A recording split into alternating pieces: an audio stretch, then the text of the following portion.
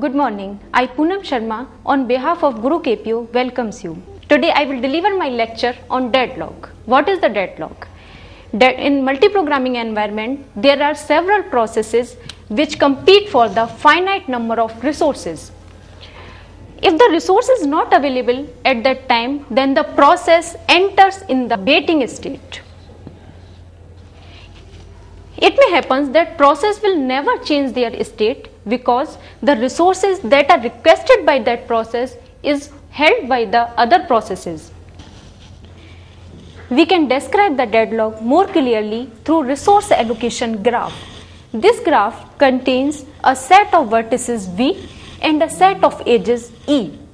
The set of vertices is divided into two parts. First is the set of active processes in the system, which we can denote through P.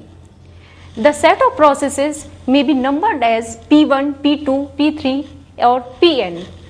The second is the set of resources.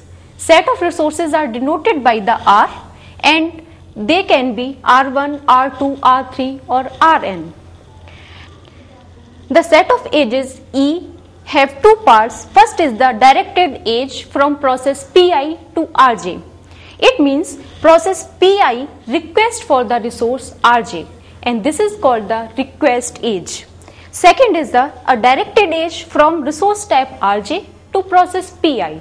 This means resource type Rj is allocated to process Pi. This is called the assignment edge. Diagrammatically, we can represent the processes in the circle and the resource through the squares. The dots show the instances of the resource. Instances means the identical type of resource. That means, for example, if there are two printers in a system, that means there are two instances of the printer type resource. We can see in the diagram that the process Pi requests for the resource R1 and the R1 resource is allocated to the process P2. There are two instances of resource type R2. One is allocated to the process P1 and second is allocated to the process P2. Process P2 requests for the resource type R3. The resource type R3 is allocated to the process P3.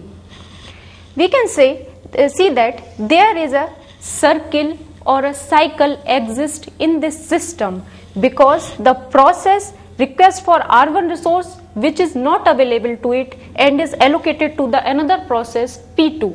Same here, the process P2 requests for the resource R3 which is allocated to the another process P3. So there are some processes requesting for the resource which are not available to them because they are holding by the another processes. This is the basic concept behind the deadlock concept. For more detail, visit www.gurukpo.com.